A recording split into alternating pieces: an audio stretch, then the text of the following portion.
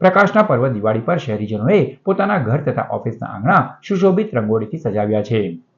ભરૂચની મુક્તાનંદ સોસાયટીમાં રહેતા રોનક શાહ, કિંજલ શાહ તથા તેઓના 9 વર્ષીય પુત્ર યુગ અને યક્ષ શાહે પોતાના ઘર આંગણામાં સુંદર રંગોળી તૈયાર કરી છે।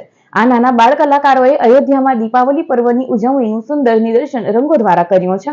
મારું નામ યુગ છે, મારું નામ યક્ષ છે। અમને આજે આ દિવાળીના દિવસે આ રંગોળી બનાવતા 6 કલાકનો સમય થયો।